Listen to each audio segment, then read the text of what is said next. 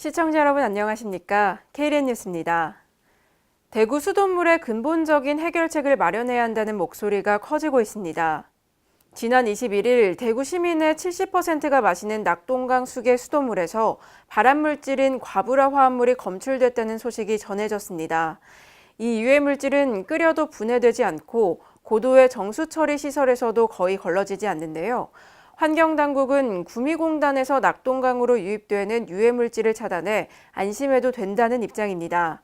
하지만 대구 지역 시민단체는 정확한 원인 규명과 근본적인 대책 마련을 요구하고 있습니다. 지난 16년간 논란이 되어온 광주도시철도 2호선에 대한 찬반 논란이 또 재현되고 있습니다. 민선 6기 인수위 시절에 거쳤던 공론화 과정이 민선 7기에도 되풀이될 거라는 우려가 나오고 있습니다. 광주 도시철도 2호선은 단체장이 교체될 때마다 공론화와 재검토 논란이 반복되고 있는데요. 현재는 사업이 잠정 중단된 상태지만 254억 원의 예산이 이미 집행된 상태입니다. 혁신위 관계자는 아직은 재검토나 백지화 등을 거론할 단계는 아니라며 혁신위에서 치열한 논의를 통해 빠른 시일 안에 해법을 내놓겠다고 말했습니다. 제주시가 난민 심사를 오늘부터 시작합니다. 예멘 난민 신청자가 몰리면서 난민 수용 여부를 둘러싸고 찬반 논쟁이 거센데요. 오늘부터 시작되는 난민 심사에 따라 예멘인들은 난민 인정, 인도적 체류자 분류, 출국 등의 선택과 마주하게 됩니다. 난민으로 인정받으면 투표권을 제외하고 우리 국민과 동등한 혜택을 받을 수 있습니다.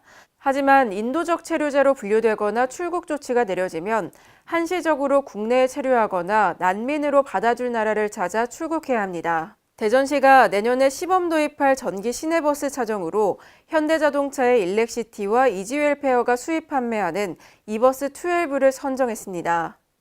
이 버스들은 311번과 급행 1번 노선에 투입돼 올 10월부터 시범 운행할 예정입니다. 대전시는 10월부터 내년 2월까지 5개월 동안 운행 결과를 분석해 전기버스를 확대할지 여부를 검토할 방침입니다. 대전시 관계자는 앞으로 충전기 설치, 전기버스 출고 및 운행 테스트 등을 통해 일정대로 추진하는 데 문제가 없도록 준비하겠다고 말했습니다. 전북 혁신도시 공공기관들이 지역 인재 양성을 위해 오픈 캠퍼스를 엽니다. 오픈 캠퍼스는 이전 공공기관이 지역 대학과 상호 협력해 지역 대학생을 대상으로 운영됩니다. 올 하반기부터 직무와 관련된 현장 실습을 중심으로 교육이 진행되는데요. 협약을 통해 오픈 캠퍼스에 참여하는 대학은 전북대와 군산대 등 6개 대학입니다. 전라북도 관계자는 혁신도시 공공기관에 취업하려는 청년들에게 보탬이 되도록 다양한 프로그램을 운영할 예정이라고 말했습니다. 대구 미래비전 2030위원회가 지난 22일 출범식을 갖고 본격적인 활동에 들어갔습니다. 미래비전 2030위원회는 대구시의 3대 현안인 맑은 물, 통합신공항, 시청 신청사 문제를 논의할 태스크포스를 각계 전문가로 구성해 운영합니다. 서정혜 공동위원장은 이번에 구성되는 TF는 대구시의 가장 큰 현안을 다루게 되는 만큼 밀도 있는 논의를 통해 시민들이 공감할 수 있는 방안을 도출하겠다고 말했습니다. 지난 주말 강원도 철원에서 평화를 주제로 DMZ 피스트레인 뮤직 페스티벌이 열렸습니다. 이번 공연은 철원 노동당사, 월정리역, 고석정에서 진행됐고 국내 총 7개국 34개 팀이 뮤직 페스티벌에 참가했는데요. 강원도 최북단에서 대규모 공연이 열린 건 사상 처음입니다. 강원도 관계자는 이번 제1회 DMZ 피스트레인 뮤직 페스티벌을 통해 온 세계의 평화의 분위기를 전했다고 말했습니다. 오늘의 브리핑입니다. 지방자치단체의 예산 편성 과정에 주민들의 의견을 반영하는 주민참여 예산에 주민이 참여할 수 있는 범위와 방법이 확대됩니다. 행정안전부는 이 같은 내용을 담은 지방재정법 시행령 일부 개정령안을 다음 달 31일까지 입법 예고한다고 밝혔습니다. 행정안전부 관계자는 이번 개정에 따라 주민참여 예산제도의 주민참여기회가 확대될 것이라고 말했습니다. 지난 21일 전남 여성플라자에서 2018년 여성친화 일촌기업 협약 및 간담회가 개최됐습니다. 이번 행사에는 20개 기업 관계자가 참석해 여성 친화적인 기업 문화 조성을 위한 실천 사례를 공유했습니다. 전남광역세일센터는 일과 과정의 양립을 위해 지난 2010년부터 현재까지 144개 기업과 여성 친화 일촌기업 협약을 맺어 여성 친화적인 기업 문화를 만들고 있습니다. 대구시 소방안전본부가 건물 내 체류하고 있는 인원을 실시간으로 확인하는 스마트 119 구조 시스템을 시범 구축하고 지난 22일 시연회를 개최했습니다.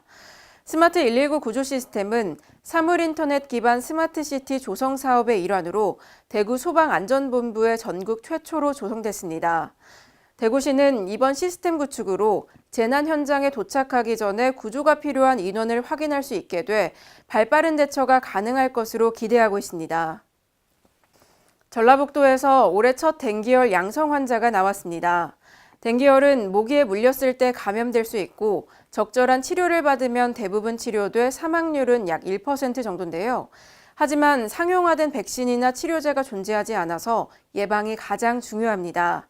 전북보건환경연구원 관계자는 댕기열은 7월 이후 발생이 급증하고 10월 이후에도 꾸준히 발생되고 있다며 위험 국가를 여행할 경우 모기에 물리지 않도록 신경 써야 한다고 말했습니다. 광주광역시가 미래 먹거리 산업인 수소자동차 허브도시를 조성합니다. 이를 위해 전기자동차와 수소전기차 보급에 앞장서고 있는데요. 광주시는 또 수소전기차 융합 스테이션의 기술 개발 사업과 수소전기차 충전소 보급 사업도 추진하고 있습니다. 제주도가 대설로 인해 도로가 얼었을 경우 대처를 빠르게 하기 위해서 염수 자동 분사 제설 시스템을 구축했습니다. 올해 초 40여 년 만에 폭설로 도로가 결빙돼 관광객들과 제주도민들이 많은 불편을 겪었었는데요. 이에 따라 제주도는 총 사업비 3억 원을 투입해 사람들이 많이 이용하는 공항로 등 급경사 구간에 염수 자동 분사 시설을 설치했습니다. 염수 자동 분사 제설 시스템은 올 겨울부터 가동될 예정입니다. 행정안전부가 고용위기지역과 산업위기 대응 특별지역 내 소상공인을 지원하기 위해 상품권을 할인 판매합니다. 행안부는 이번 지원으로 조선업 등 경기 침체로 소상공인의 매출이 급감하고 있는 위기지역의 골목상권을 활성화하는데 단기적으로나마 효과가 있을 것으로 기대하고 있습니다. 신보균 행정안전부 차관은 고향사랑 상품권 할인 판매로 고용위기지역과 산업위기 특별대응지역의 지역경제 어려움 해소에 도움이 되길 바란다고 말했습니다. 이상으로 KLN 뉴스를 마칩니다. 시청해주신 여러분 고맙습니다.